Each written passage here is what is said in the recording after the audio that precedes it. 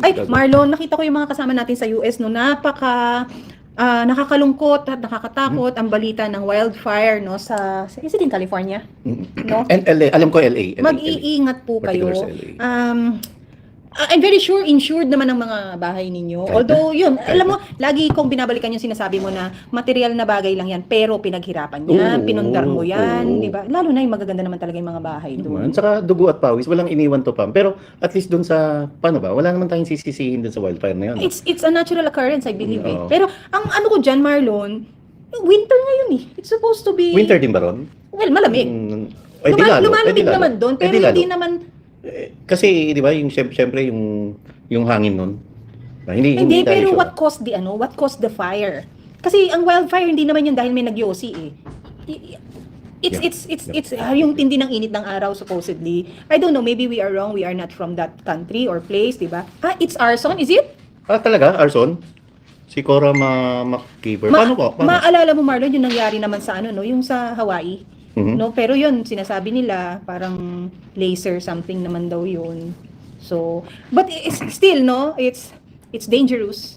At least dito sa US, wala tayong pwedeng masabi na dahil sa kapabayaan ng government o dahil may corruption na nangyari. Kung ikukumpara naman natin to sa mga baha ng mga nabiktima ng mga kababayan natin, hindi lamang sa Bicol region, sa Metro Manila, pati sa Southern and Central Luzon, no. Meron kang dapat sisihin eh. Dahil ipinagmalaki nung nakaraang SONA na may 5,500 flood control and patunay ito na may mga multi-billion pisong pondo ang naka-allocate sa kanila. And yun, sabi mo, yung mga nawawala ng kabahayan, malungkot yun eh. Lalo kung kagagawan ito ng gobyernong nagpapabaya. Pero sa US, I don't think kung arson ito, Sabi siguro mostly yung mga lightning. So, kidlat? Hindi, oo, sa natural phenomenon kasi, ang kidlat can cause sunog. Parang nasa 3 days na sila, no? Oo. Mukhang naapulan na naman. Pero yung usok lang, Pam. Ano yan, Iba yun, Delikado Marlon, delikado rin yun. And of course, yung ano, no, yung sabihin na nating natupog na, ano yun, natupok na. Oo. Yung katotohanan, ayan na, sasambulat na sa harap mo na, abo na yung bahay mo, nawalan ka ng family members, ng kaibigan. At Marlon, isa ring lungkot na post sa social media yung mga hayop na mga pets ba nila Yun, no? na nasunog din. Tapos meron nga ako nakita, Marlon, kagabi sa I think it was NBC News, no. Yung reporter, nilapitan niya yung isang nagtatangkang lumikas na. Ang nakuha lang niya bike. Tapos meron siyang backpack. Tapos siguro prized possession yung painting. Bit niya. Tapos ang sabi ng reporter, what can I do to help you? Live ha? Ang sabi lang, if you can keep this for me. Tapos, I will keep this for you. Tapos, umano na siya, you look for me at somewhere, blah, blah, blah. I'm gonna keep this for you. Look for me. Ganun siya. Okay, no? Nakinikilabutan ako. Parang, tapos yung mama, yung reporter, inipit niya sa kilikila niya yung painting, tapos nag-report na siyang ganyan.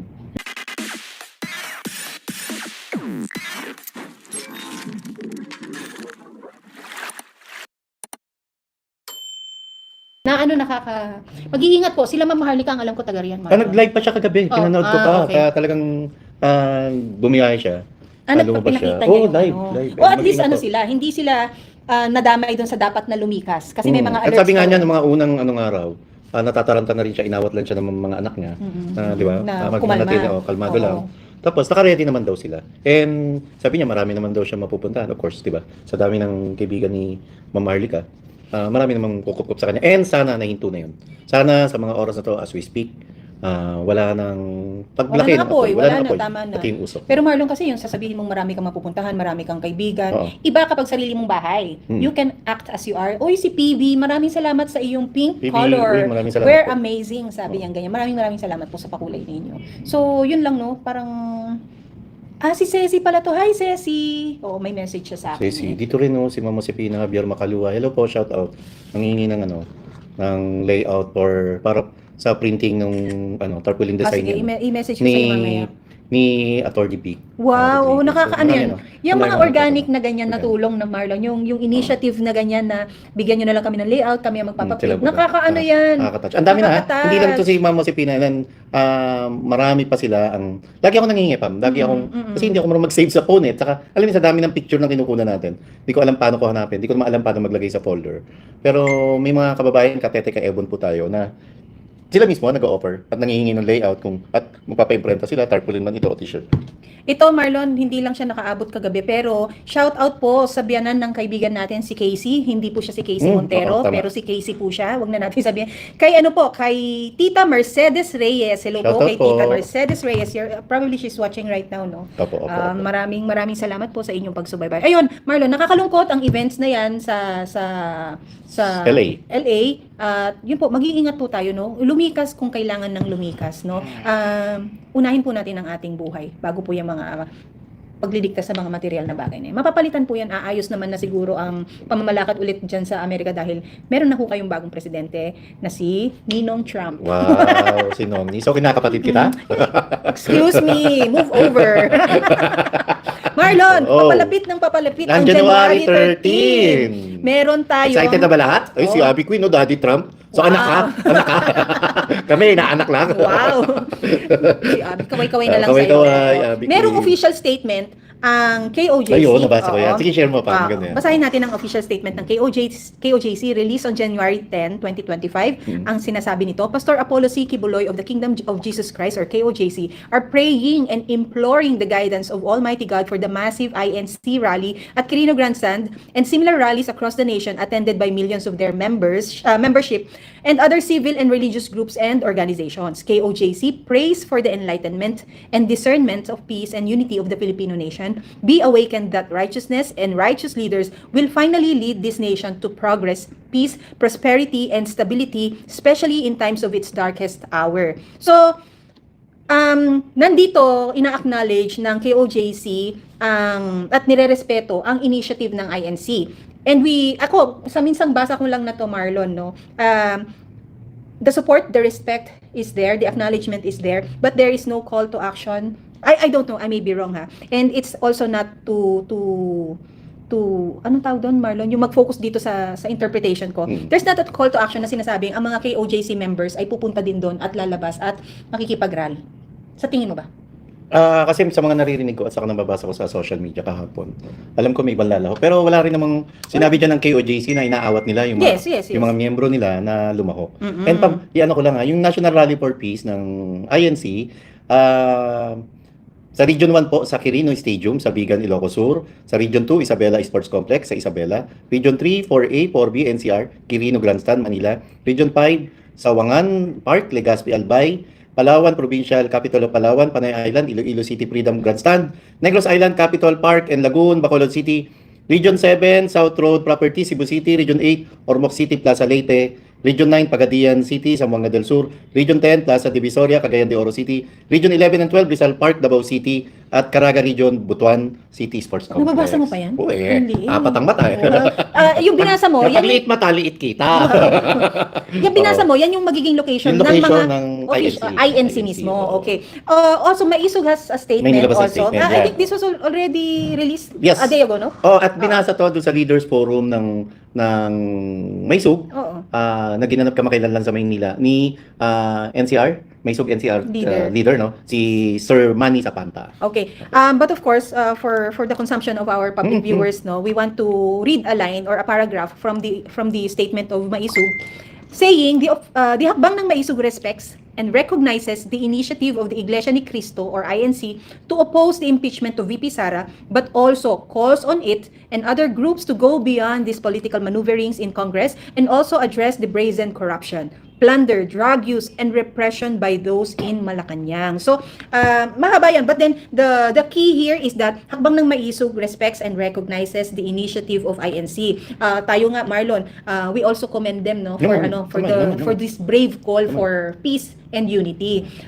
Sa hakbang ng Maisog kasi, peace and security or peace and unity will fall under that, no, yung peace and security. Meron iba rin tayong mga panawagan pa. Nandyan yung transparency, Marlon. Accountability. And accountability. These are to address all the points mentioned. At ito yung brazen corruption, plunder, drug use, and repression by those in Malacanang. Repression, usong-uso ngayon yan, Marlon. Ano ba ang repression? Hintayin na lang natin sino ang mga ipapatawag na mga vloggers dyan. In aid of legislation, titignan natin what could what could they do more on an existing right already to freedom of speech na meron naman dapat ang lahat. Yeah. Kasi sinasabi na in aid of legislation, ang sinasabi naman ng mga mambabatas at magagaling na lawyer dyan, Marlon, hindi ka na pwedeng gumawa ng anumang batas sa isang right na ito na meron na ang lahat. Yan ay ang freedom of speech or right to freedom of expression. So, kasi if i-legislate mo Marlon, that means to say, i-moderate mo siya, ililimit mo siya. Where is now the freedom in that?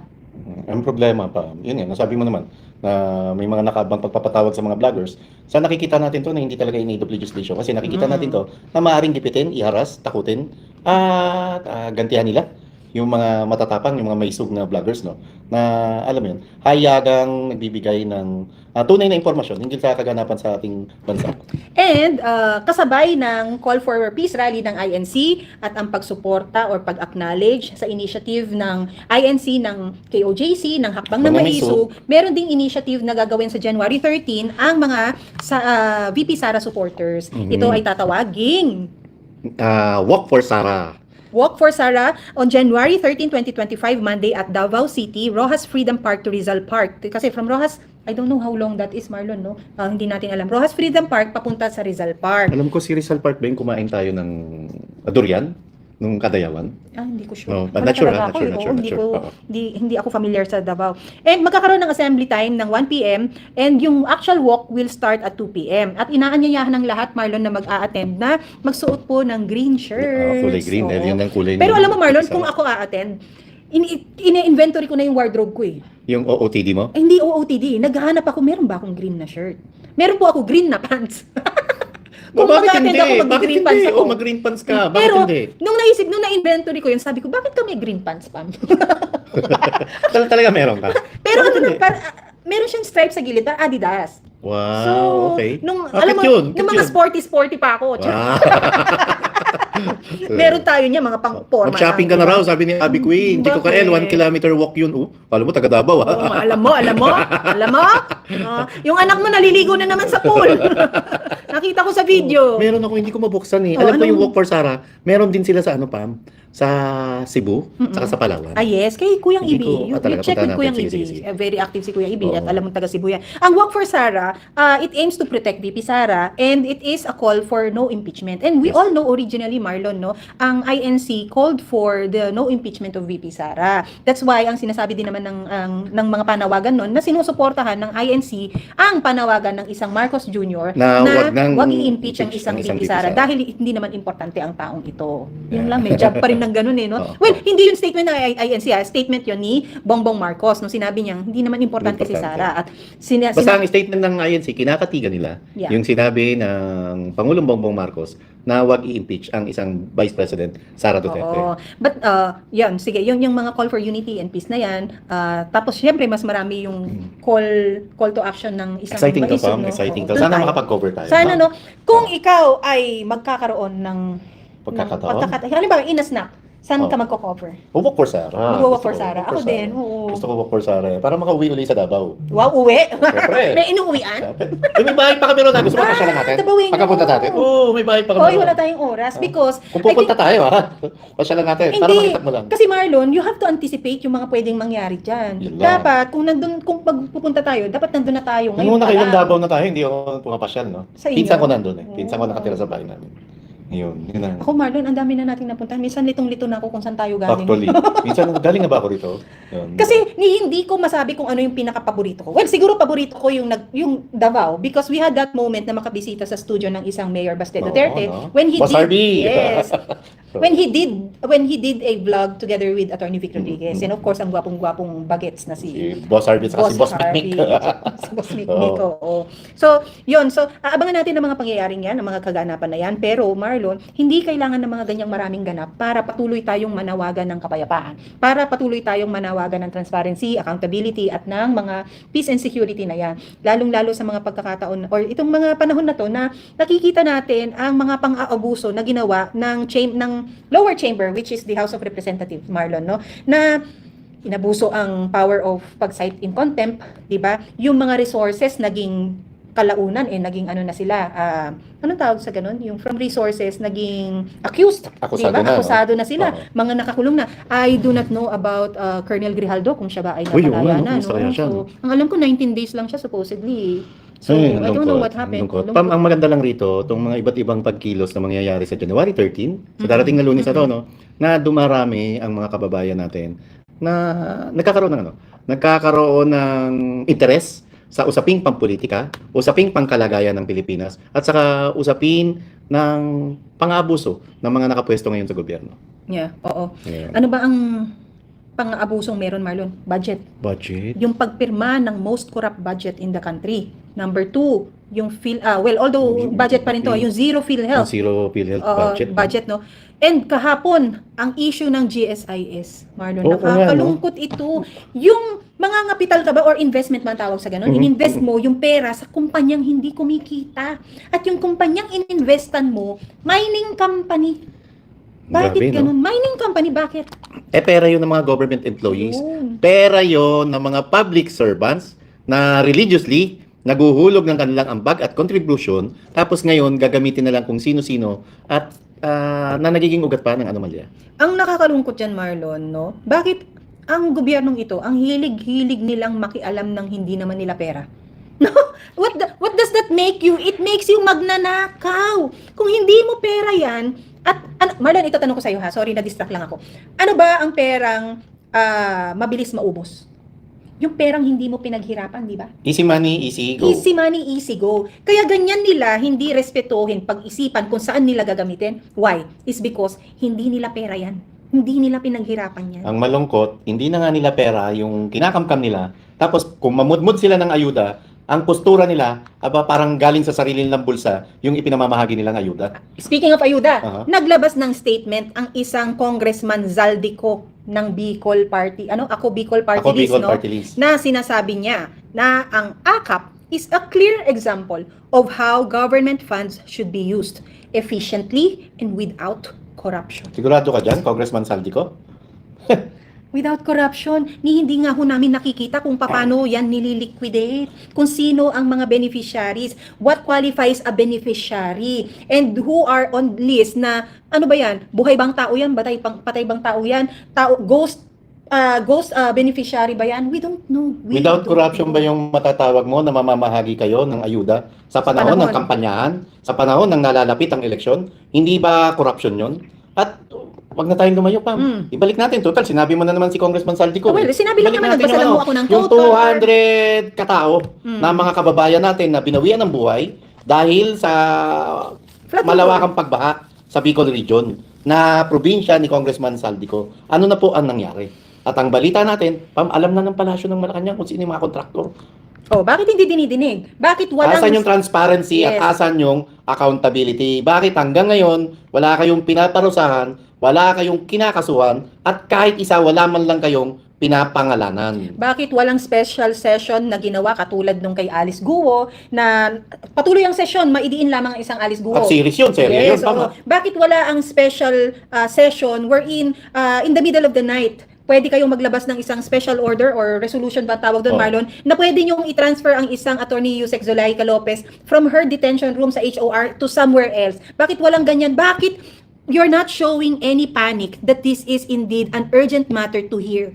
At kung walang Bakit? corruption, dapat pinakita nyo sa taong bayan na yung pera ng mamayang Pilipino ay nagagamit sa tama at hindi lamang nagagamit ng personal na interes ng mga abusadong politiko. O ano ngayon, hawak ninyo ang listahan, lumabas na ang listahan. So, ano yan, magkakakalala lang din kayo and you're causing delay because you want justice. Di ba? Justice delayed, Justice denied. And sa mga kababayan natin, sa mga katetet kaebo natin, sakaling mamahagi sila ng ayuda, sa panahon ng kampanyahan, please po, gamitin natin ang cellphone natin. At pagka nandun yung mga politikong ito, kunan po natin ng video, kunan natin ng picture, at i-post nyo po ng i-post sa social media para maipakita natin na ganito kaabusado at ganito sila lantaran, mamili ng boto gamit ang ayuda na hindi nila pera yon kundi pera ng sambayan ng Pilipinas. So, Marlon, sa binalita din natin kahapon, no, yung sa pagkaka-disqualified ni Tita Nene Bacale Oo. na lalaban sa District 1 sa Leyte na dapat kalaban ng isang Ni Speaker Martin Romualdez. Martin Romualdez, ang sinabi mo pinayagan at hinahayaan na mamili ng mga boto. Is this as good as all voters there have been paid? Bayad na, no? Bayad na, nabili na, or gusto naman ng mga botante na bumoto ng iba pero dahil malakas ang ingay na maaring may bagong manalo, tumawid sa ibang channel ang isang Martin Romualdez at ibang tao o ibang opisina ang binili. Yun ay ang COMELEC. Posible, Yep. di ba? Dahil para mailabas mo ang isang printed ballot in public, publish on your official website na wala kang kalaban, there had been talks between the candidate and the COMELEC. No? Ganito na katakot ang isang Martin Romualdez, no? Kasi kung ako yan, Speaker of the House na ako, pinsan pa ako ng presidente, at ang dami kong ipinamumudmod na ayuda, parang sa billiard lang yan, di ba? Confident ako na pwede mo sabihin doon sa makakalaban mo sa eleksyon na sumakay ka pa, di ba? Abangan mo sa right corner pocket, sumakay ka pa. Ano yun? Ito, Dahil ibig mga sabihin, term ba yan ng oo, billiard? ibig sabihin, sige, partida pa yan, bahala na kayo, mga kampanya na kayo. Dahil ako, maganda ang legacy ako sa distrito ko, at mahal ako, sigurado ako ng mga kababayan ko, wala akong dapat ipag-alala kung may kalaban ako. Dahil sigurado ako na mahal ako ng mga kapwa ko, waray. Pero ang nangyari, in special ops po, si Tita Nene. Nakakaawa din si Tita Nene. Ano po? Wala pa rin kaming update from her end kung ano na ang naging status ng kanyang pagpunta sa COMELEC yesterday. But it was already in the news, no, na Marlon, na was it in the news or vloggers channels na it was confirmed na disqualified nga siya. Pero, Marlon, para ilabas ang balot na yon, that means to say, yung mga nangahas na lumaban sa congressman sa distritong yon, talagang tinumba na. Grabe, no? Di ba? Binura na. Kasi pangalan mo na lang ang nandun eh. Niligwak. Oo, ito yung kalaro nyo nung bata kayo na maduga. Mandaraya. Mandaraya, ito yung kalaro ninyo na ang laro naman ninyo hide and seek lang dahil malaki siya at hindi makapagtago. Yung nakaganon sa pader, Marlon, itinali mo dun para dun na lang siya, bilang na lang siya ng bilang para hindi ka mahanap. Pagkabilang ko 10, nakatago na kayo. Isa, Pera sa likod, pera sa harap. Dalawa. Ano bilang mo? Isa, dalawa. Pandiko ko palaban, Reno. ganun ba? Oo, meron nun. Sa taguan? Speaking Dami of mong alam. update, syempre, batang kalye tayo eh. May update pa. Ito. Ano yan? May nilabas na Memorandum Circular number 76 ang Palasyo ng Malacanang kung saan ay sinususpindi na rin po nila ang trabaho at pasok sa eskwela sa darating na January 30. Patay tayo dyan. Baka mamaya biglang lumitaw to sa rally. Sabihin, I'm also for peace. Wag, hindi naman siguro. Oh, ang sabi ng Nabubo siya ron. Memorandum Circular number 76, in view of the numerous participants expected to travel to and within the cities of Manila and Pasay on January 13, 2025 for the National Rally for Peace of the Iglesia ni Cristo, and to allow for the organized conduct of event work in government offices and classes in all levels in the cities of Manila and Pasay shall be suspended on 13th January 2025. However, those agencies whose functions involve the delivery of basic and health services, preparedness, response to disasters and calamities, and or the performance and other vital services shall continue their operations and render the necessary services. The suspension of work in private companies and offices is left to the discretion of their respective heads. Bao. Signed by Lucas P. Bersamin. Okay, fine. Sabi nyo eh. Dapat lang naman. And shoutout pam kay Baguio City Mayor Benji Magalo. Hello. Grabe, viral yung mga ano. And yung sinasabi niyang 7-7 ha. Hindi sa Tatlong 7 yun. 7-7. Oh, 7-7. Dito nyo rin narinig yan sa third floor ha. Remember Pam? Doon pa tayo sa tambayan natin nag-vlog noon. Binabanggit na natin ng 7-7 tungkol sa ayuda. Oh. At mismong si Baguio City Mayor Benji Magalong ang nagpatotoo nito. Na talagang nangyayari ang 777 na ipinamamahagi sa mga kongresista ni napakabait na si Martin Romualdez. Yung hindi maduga na si Martin. na hindi marunong mandaya at parehas kung lumaban. Oh, I don't know about that one. Marlon, kasi naman, just sa 7-7 na yan, ano naman ang motivation mo bilang isang kongregista na hindi mo naman sis, kongregista. Ano nga ba? Kongregista. Kongresista. Congressman. Yun na lang. Di ba, halimbawa, ikaw ay nasa Quezon City, tapos bigla kang nasa Leyte. Anong covering, anong scope mo na nandun sa Leyte? Ano ang motivation mo to spend that time, that effort, that sweat, di ba? It could only be money. Correct. At Hindi, saka yung political agenda mo, di ba? Yeah, it could only Trabaho be ba that. ng congressman yon na mamahagi ng ayuda? Hindi ba ang trabaho ng congressman ay ang gumawa at bumalangkas ng batas, magpatibay ng batas? Alam mo Marlon, pasalamat tayo kay Attorney Vic Rodriguez because nabuhayan ulit ang ating mga botante, ang mga Pilipino na oo nga naman pala, ang trabaho nga naman ng mambabatas ay hindi mamigay ng ayuda kung hindi magbalangkas gumawa ng batas, di ba? Correct. Parang doktor ka, kagaya nung perfect examples natin, Marlon, magpapagawa ka ng bahay, lalapit ka ba sa doktor? Hindi. Hindi, di ba? Lalapit ako sa architect. Oh. Sa architect, saka sa mga panday. Sa Oo, mga, yung mga gagawa sa- ng oo. bahay. Kaya nariyan din na yung awakening ng marami na kapag ikaw ay dapat tagabalangkas ng batas, dapat may alam ka sa Batas. batas. Ang taong may alam sa batas ay taong tinatawag nating Abogado. yes. It's as simple as that, no? We need to embrace change, no?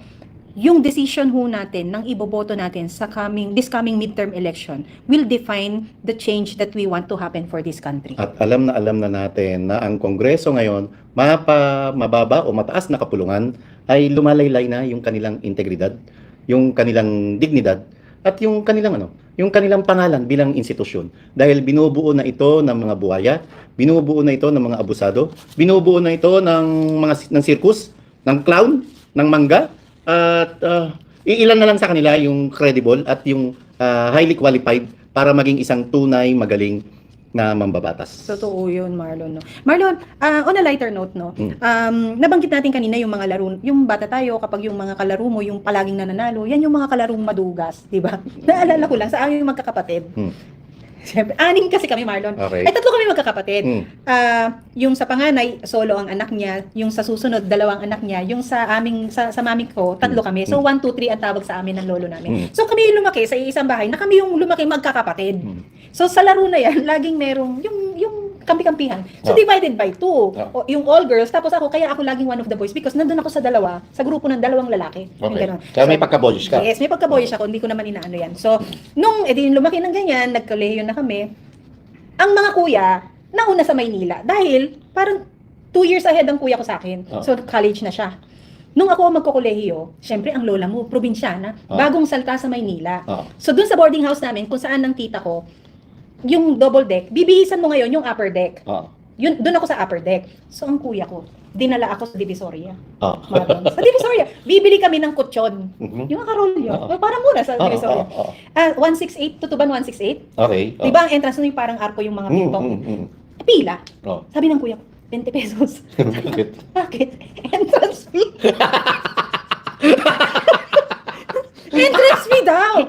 Promise Marlon, entrance fee. Oo, entrance fee. Bunot ako ngayon. Wala akong 20, 50. Bunot ako 50. Sinukliya ka? Hindi. So akala ko talaga, inabot niya, binulsa niya. Ito pa, pagkabili, alis kami, may pasok siya eh. Bakit ihahatid niya ulit ako sa boarding house? Sabi niya ganyan, bitbit niya yung kutsyon na nakarolyo. Siyempre, punuan ng jeep. Sabi niya, dito sa Maynila, bawal ang maarte. Ipinasok niya yung kutsyon doon sa yung hallway. Ayun yun. Ipinasok niya, wala kang ngayon madaanan. Sabi niya, sabit. Sumabit ka? Pareho ko yung nakasabit. Talaga? Salbahe ka! Pag naalala ko talaga yun, hindi ko alam bakit. Ay, ako. Sabi ko nga nung matindi away namin, kung pwede lang ipaanal at pagiging magkapatid. Matagal na tayong Pamela, ano kayo tsura Pamela? Naka-uniform ka na, school uniform. Hindi pa, kasi parang ano pa lang ako. Pag-i-start pa lang yung klase. Binibihisan ko pa lang yung tutuluyan namin. Sabi ko, Divisoria, 50 pesos entrance fee. Ito yung kalaro mong maduga. Wag ho kayong lalaking maduga. Tapos i-apply ninyo sa pagiging pagiging professional na ninyo. Yung ganito nakakatuwa, pero yung isang maduga na Martin Romualdez, hindi maganda. Yung pagiging nito, high profile na eh. Wala. Yung pagiging criminal na madupang eh, no? masyado na. Galawang mafia na eh, Oo. no? Kaya lagi natin ina-emphasize kagabi na na mukha siyang lumaki sa isang unhappy household, no? Na yung ganyan pandaraya and all, na na-apply niya sa kanyang professional life. Edukado naman yung tao. Lawyer siya, diba? Abogado. Sa isang nahalukay kong report last time na interview niya, ang salin niya wala siyang utang. Gabi, Ang pera niya, I think it was 400 Tapos bakit kailangan niyang matakot sa isang Nene Bacale, di ba? Tita Nene Bacale, no? Kung talagang maganda yung legacy mo, kung maganda yung ginawa mo para sa mga kababayan mo, wala kang dapat ipag-alala kahit sino pa kalaban mo. No? Yung confidence, yung kumpiyansa mo sa sarili kumpiyansa mo, pera-pera na lang. Yung pera, hindi ka pa naging kampante na ikakapanalo ka eh. Tama. Binura mo pa yung pangalan ng Ang kalaban dami mo. ang dami mo limpak-limpak ng pinamumudmod nitong ayuda ha. Yung ayuda na to hindi niya pera ha. Pero dahil ginagamit nila yung kapangyarihan nila bilang power of the purse, pumapalo ba siya sa survey? Yun nga eh. Wala, di ba? Yung kamal-kamal na yung pera pinamimigay mo, ninanakaw para ipamigay mo sa iba dahil hindi mo naman pera, hindi ka nga makapalo ng 5% sa surveys eh. Okay. Hindi nga yata lumalagpas So, pa may ng 3%. problema sa'yo. Oo. May problema sa'yo. May problema sa pagkatao mo. May problema sa trabaho mo bilang isang politiko. Sabi ni Dante Shiva, i-reconsider ni Attorney Vic sana ang divorce bill. Panoorin ninyo yung interview niya with Karen Davila. Shortly na natakal yan, no? And hopefully magkaroon ng mas mahabang interview para mas ma-discuss pa niya. Exactly ako naintindihan ko yun eh. May annulment na eh. May annulment. But then kasi, itong yung iba kasi Naghahanap ng butas. naghahanap ng butas na, o di sige, ikaw ang magbayad ng annulment ng isang magkasamang hindi masaya sa marriage. Hindi ho ganun. Pakinggan nyo muna kung ano ang balak gawin sa annulment or legal separation process, no? So, hindi para sa amin manggaling yan. Yan ay sasagutin ng isang attorney Vic Rodriguez sa mga panahon na magkakaroon siya ng pagkakataon na ma-interview ng mas mahaba-haba. So, mas buksan natin ang ating pag-iisip sa pagtanggap ng mga explanation kesa yung nabasa nyo lang isang linya tapos kukuda kayo ng mga banat. Hindi ho Saka pwede hindi yan. talaga lahat sa bawat issue merong dalawang panig. Yes. At hindi lahat mapagbibigyan. So, yung posisyon ni Attorney Vic, posisyon niya yun. Sabi- And hindi naman siya mag-iisip ng ikasasama ng lahat. Yun. Ang tama naman yan, Marlon. Marlon, basahin mo lang to. Sino yan? Sabi ni Kimo Oison Films. Wow. Potential President si Attorney Vic Rodriguez after the term of PP Sara as President. Gawin mo natin siya senador. Oo. Kasi pag ganyan ang linya natin, Ganyan nakakatuwa ka-advance. yan. Oo. Nakakatuwa, baka mabinay. Ngayon pa lang nga walang ginagawang masama si Attorney Vic. Mismo sa sarili nating grupo, may naninira sa Hindi, kanya. alam mo Marlon, hindi mo rin naman Siguro nga sabi masisisi. nila. Hindi mo rin masisisi ang Na-appreciate ibang nila. tao na mangarap para sa isang taong to. Tama, Dahil tama, nakakakitaan nila ng potensyal. Kahit tayo somehow naiisip natin, parang he has a bigger future ahead of him sa political landscape, no? But, ito po kasi ang pwede nating i-offer din para sa pipiliin nating susuportahan sa midterm election. Let's say it is Attorney Vic Rodriguez for you. And we are very sure that it will be Attorney Vic Rodriguez for us. Mag-perform ka muna dyan. Tignan natin kung paano mo gagawin. Saka uli natin siya hatulan, husgahan. Oo. Diba? Marlon, if by that time na sabihin natin na maging successful, and we are really hoping for that one, no? Ang isang Attorney Vic Rodriguez at maihatid natin sa Senado, babatikos ka ba kapag nakakita ka ng mali? Sisigilin natin siya, Pam. Tama. Kung ano yung pinangako niya, kung ano yung nilatag niya na plataforma, ito ngayong nangangampanya siya, sisingilin natin siya higit lalo pag hindi niya napatupad yun. Yes. Hindi naman Maniningil kami tayo. mga kaibigan na mangungunsinte. Hindi. Hindi kami mga support staff niya na mangungunsinte. At hindi naman kami mga, nasabi ko na supporters. No? I-remind natin siya, Oo. di ba? Kagaya ng sinisingil natin ang isang Bongbong Oo, Marcos. yung paniningil ngayon. natin ngayon Oo. na 20 pesos per kilo ng bigas. At least maliwanag yun. No? I believe first time kong matanong ka dito. Oo. No? Even off camera, hindi kita tinatanong. But yes, kung ang panahon na yun, tayo'y nagvo-vlog pa rin, ako, babatikos ako kapag meron siyang hindi ibinigay sa mga pangako niya. Oo. Naman. Pero yung pagbabatikos na yun, how he will take it, I know he will take it positively as a guide na parang, oo nga no, meron akong ganyan pangako. Sige, salamat third floor ha. At least na-remind niyo ako. Yung mga ganon, no? Yep. Maniningil tayo. And yung katulad nga yung sa 20 pesos per kilo ng bigas na ipinangako ni Marcos Jr. Ang masaklap, hindi na nga niya napababa ang presyo ng bigas. Hindi na niya namit ang 20 pesos per kilo ng bigas at lalo pa tumataas ang presyo ng bigas ngayon per kilo. Alam niyo ba ang isang takal ngayon ng kanin sa isang restaurant? 40 pesos. Di ba, no? Oh, isang kilo. Malayo. Isang kilo na yun ang hindi ilang magandang guhit yun? klase. Ilang guhit yun? Oo. Ilang guhit yun sa kiluhan? Yung Isa isang lang takal yata, lang. no? Di ba? Isang takal. Grabe. Tapos ano pa yun, Marlon? Hindi pa yung makakain pero yung hindi masarap na klase ha. Oo. At ang 44 ngayon, Marlon, makakabili ka na ng kilo na hindi rin masarap ang klase. Oo. But I mean to say, comparing yung quantity, 1 cup Oo. at 1 kilo could already feed many mouths. Yep. Yung 1 cup, baka nga kulang pa sa isang taong malakas kumain yan, Yep. di ba? Yep. So, at unfortunately, Marlon, no, dahil nga isa sa utak at bibig ni Marcos Jr. nun, si Attorney Vic Rodriguez, mayat-maya nasisingil pa rin siya ng mga hindi sinunod ni Marcos, no? Yep. Oo, kaya lang, syempre, maganda rin naman yung sagot niya kay Karen Davila. Wala na siya ngayon. Wala na talaga. ako, problema niya yan, di ba? Kasi Pam, sa isang interview, no, yung pala, nung unang upo pa lang nila sa palasyo ng Malacanang, pinaalam na agad ni Attorney Vic Rodriguez kung magkano ba ngayon ang kuwanan ng mga pataba, fertilizer, na malaking Naalala ko bagay yan. sa pananim ng mga magsasakang Pilipino. Because that was also the time na Marcos Jr. presented himself to be the Secretary for Department of Agriculture. Correct. And for Attorney Vic Rodriguez to think that far na, o sige, bigyan niyo ako ng presyo, ng abono, ng ganito, ng pataba, ng basta yung mga ganun, that was already his expression of support to Marcos Jr. na, o sige, dagdag trabaho sa akin yan, pero susuportahan kita as DA Secretary. DA Secretary. So Okay. ganun ang isang Attorney Vic Rodriguez bilang kaibigan sa isang Marcos Jr. na hindi pinahalagahan ng nasabing pangalan. Sa mga nagtatanong kung nasan si Attorney Vic Rodriguez sa January 13, alam ko po may isa siyang activities. Ayun. At sa mga naghahanap sa kanya, I believe we can go live or he will go live for his vlog mamaya 3 p.m. 3 p.m. po. Abangan po natin, no? So please, sa mga 673 na nag-like, ipantay naman po natin sa Hindi, 100. nag-like na sila eh. Sa mga 1,443. O sige, i-minus mo. Kung Mahiya ano mabilis naman. na sagot dyan. 1,435. Minus Mahiya one. naman kayo sa 674 na nag-like. Teka, ha? Paano natin mamayos? Ba't yan? Madali yan. Madali yan. Dali, pataasin nyo para malito si Marlon. 1453. 1453 minus 35. 700 na. 1435. Wow. Sabi mo nga eh, 1435. 1435. Less Teka, mali. 735. 1435 minus 700. 35. Oh, bilis oh. 700 pa kayo. 700. Kaya naman 769. Mag-like naman po kayo. And thank you Doon sa nag-message kanina si ma'am, doon po sa layout ng Ay, para sa paalala mo sa akin, tarpaulin. isi-send ko sa'yo, Sa tarpaulin po ni Attorney Vic. After po nito, si ate? Si Josepina Javier Macalua. Oo. Thank you po. Maraming salamat. At kay Tita Mercedes Reyes, napakabait po ng inyong, yung kumbyanan niya. Manugang. Manugang. Manugang. Nalito-lito ako sa ganyan. Manugang. Yung manugang po ninyo na si Casey. Si Casey, Naku, oo. Casey, wag mo kaming papakilala, lagot ka dyan.